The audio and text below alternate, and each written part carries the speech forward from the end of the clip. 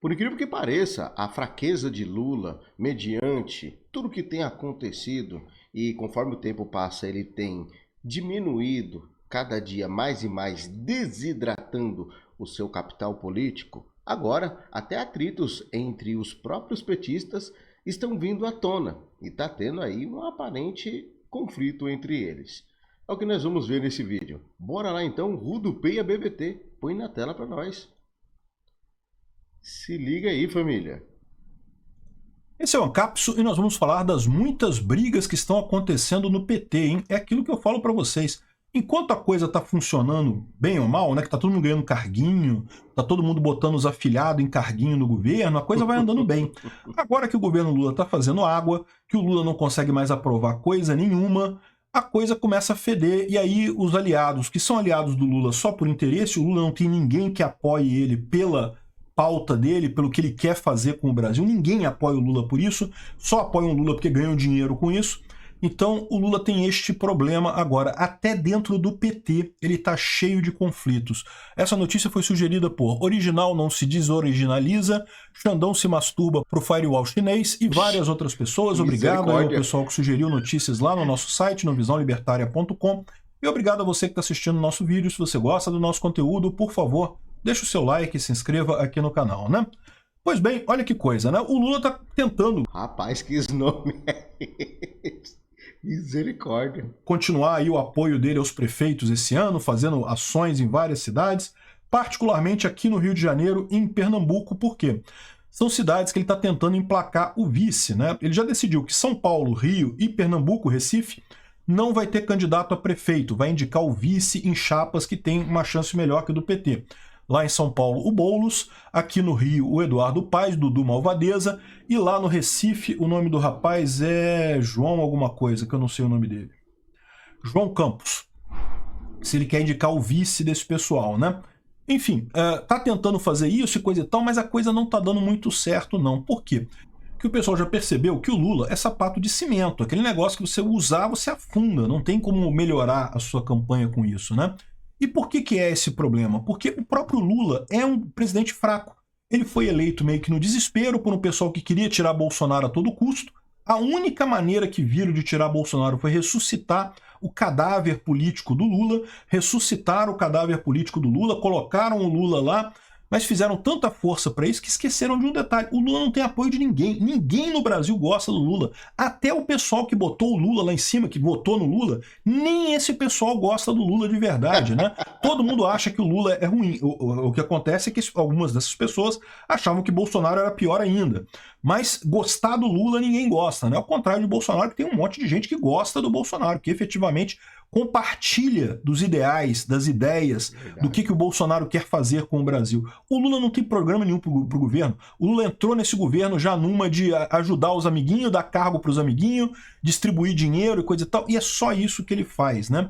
Punir quem ficou contra ele durante a prisão, beneficiar quem ficou do lado dele, dar dinheiro para amigo e comprar o máximo de pessoas para se manter com um mínimo de apoio. Só que isso não dá certo, porque fica cada vez mais caro você comprar apoio, né? É o que aconteceu lá nos Estados Unidos com Biden, é o que aconteceu com Alberto Fernandes na Argentina, é o que acontece com todos esses líderes da, entre aspas, onda rosa que aconteceu aqui na América Latina, que justamente foram a resposta da esquerda à ascensão do pessoal da direita, né? A direita começou a crescer no mundo todo, o pessoal da esquerda apavorou, não, pera, não podemos, temos que ganhar o poder de volta, esse pessoal é turbo, nazi, fascista, não sei o que lá, de extrema direita, ultradireita, não sei o que lá, vamos voltar. Aí conseguiram o poder, usaram tudo que podiam e mais algumas coisas que não podiam ser usadas e conseguiram voltar ao poder.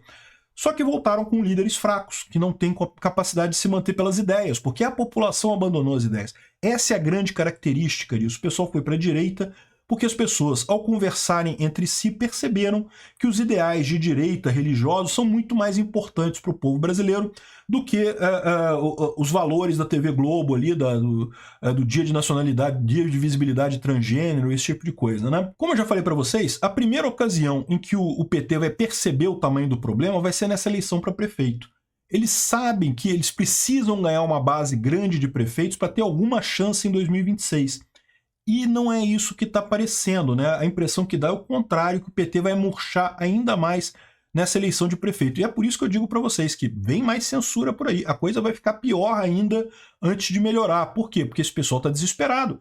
Tiraram o Bolsonaro, acharam que tirando o Bolsonaro da presidência ia acabar a pressão para ir para a direita das pessoas, não mudou nada. Ah, não, vamos tornar o Bolsonaro inelegível, né? Tornar o Bolsonaro inelegível na base da canetada, sem nenhuma lógica, para ver se acabava a pressão para a direita, não acabou. Fizeram aí toda essa movimentação do, entre aspas, golpe do Bolsonaro, prenderam o Mauro Cid, prenderam não sei o que lá, estão fazendo um escarcéu, tentando repetir a Lava Jato, eles querem fazer a Lava Jato do lado de lá, mas não conseguem convencer ninguém, porque a coisa é muito mais profunda do que eles imaginam, né? Não é um mero golpe midiático como eles estão acostumados a fazer, né? Não, é realmente uma mudança de posicionamento da população. E aí eles vão perceber o tamanho do problema nessas eleições de prefeito agora. Isso vai ser um problema, né? E antes disso, as pessoas já começam a perceber o tamanho do problema e já começa a surgir um monte de briga dentro do próprio PT, né? Então, por exemplo, o Lula e a Janja quer que a Aniele Franco, que é a irmã da Marielle Franco, seja a vice do Paes, né? O Paes não quer. Eu imagino até porque você sabe que o Paes era muito ligado ao Brazão, né? O Domingos Brazão, né? E aí imagina, né? A vice dele, a Aniele Franco, que é vice dele, o cara que era ligado ao Brazão, que mandou matar a irmã dela. Vai ficar estranho isso aqui no Rio, né? Mas, de qualquer forma, o Paes não quer a Aniele Franco por um outro motivo, porque o Paes ele quer se candidatar ao governo do Rio, agora em 2026, né? E se vincular essa galera aí, pode esquecer. Esquece. Então o Paes, a ideia dele é ganhar a prefeitura do Rio agora em 2024, ficar 2 anos na prefeitura e daí ganhar o governo do Rio, né? Essa é a ideia dele. Ele não vai conseguir, eu acho que ele não consegue nem se reeleger prefeito aqui, mas isso é o que ele quer. E aí ele quer botar um vice que vai ser o cara que vai assumir a prefeitura do Rio depois. Então ele quer botar alguém de confiança dele. Ele não quer dar bola pro Lula.